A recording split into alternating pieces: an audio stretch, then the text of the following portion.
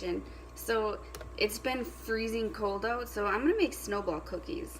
And what I've done already, they were one of my snowball cookies is one of my dad's favorites. He loved these. So what I did already was I creamed together a stick of butter and a 1/4 cup of powdered sugar. And I'm gonna add a splash of vanilla and a pinch of salt. And I'm going to put a little oily twist onto these cookies, and I'm going to add some nutmeg,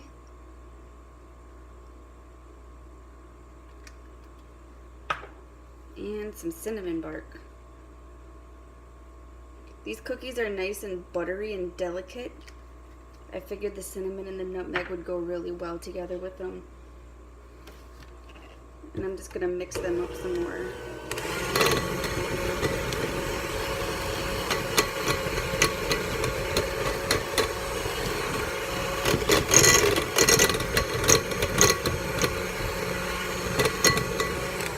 Yep, I can definitely smell the cinnamon and the nutmeg, but I'm going to add one more drop just for good measure.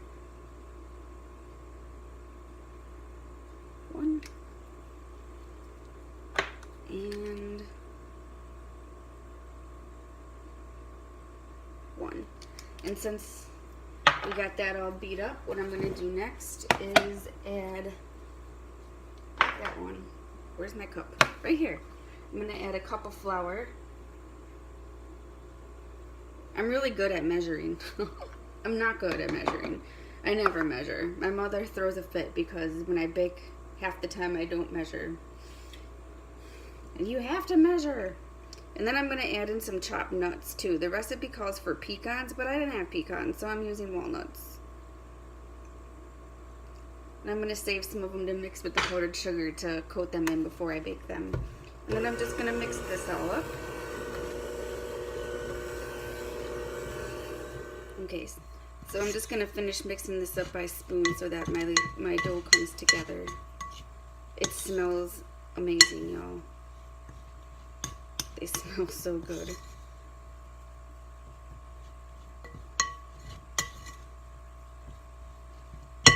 So now that my dough is together, what I'm going to do is I'm just going to grab a little handful of it and I'm going to mix them into a ball.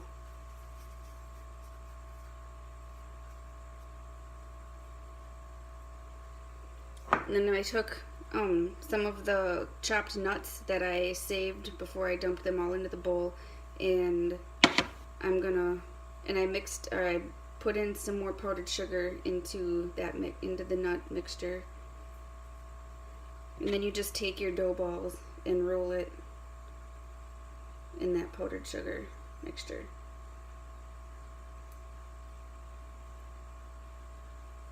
So they look like little snowballs. That's why they're called snowball cookies. Genius.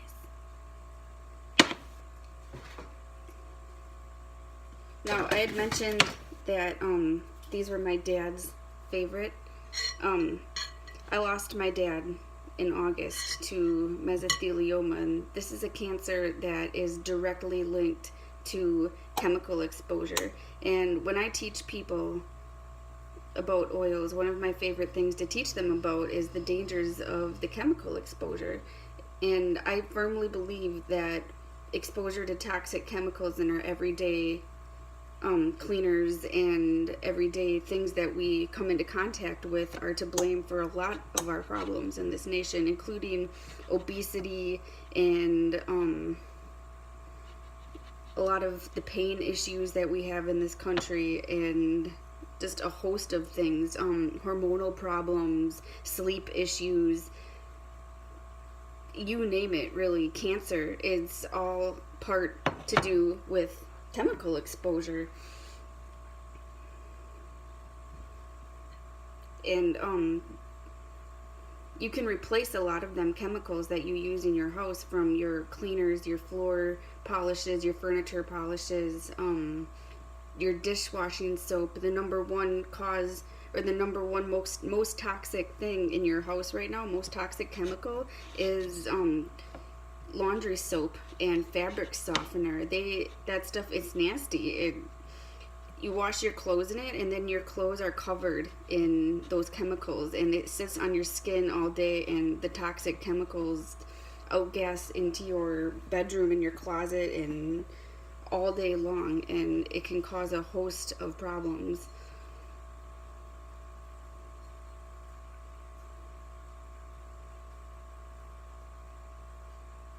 But you can replace a lot of that stuff with oils, which is amazing.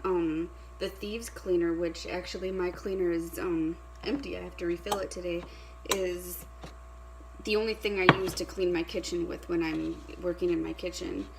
I use the Thieves Cleaner to clean pretty much everything in my house, from dusting my furniture to cleaning the windows and glass and mirrors to you name it. I use the Thieves Cleaner to clean everything in my house.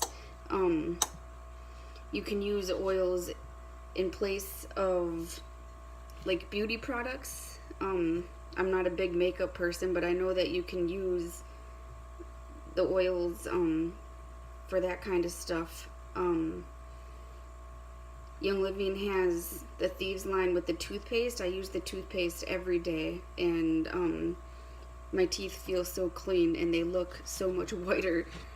It's pretty amazing. The mouthwash, I like the mouthwash.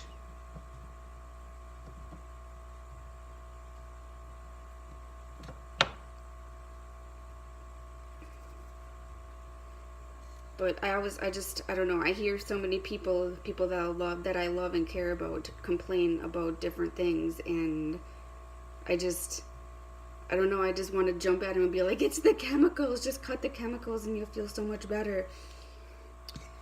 I'm just finishing up my last cookie here. Roll it around in the sugar.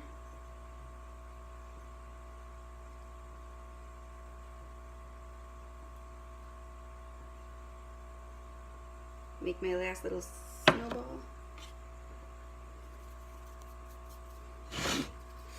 And I'm just going to put them in the oven. And you don't want them to get too brown because you want them to maintain their snowball look. You don't want to have like a big brown spot on the bottom. So you just want to keep an eye on them. And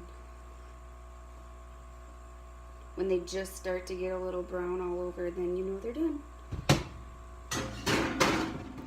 So I want to let you in on one of my other little kitchen cat hacks. It has nothing to do with being oily or oils at all, but I like to make cookies in big batches, and then I will scoop them out into little cookie balls, and I will freeze them individually. So then anytime I want to make fresh cookies, all I have to do is go in the freezer and pull out some balls, cookie balls. Throw them on a pan, throw them in the oven. Ta-da!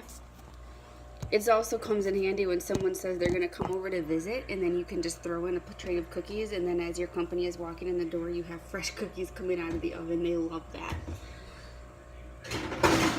So, back to these. Remember when I said before that I'm not good at following recipes? Well, apparently you were supposed to roll them in the sugar after they came out of the oven, but that's okay. What's an extra sugar roll between friends?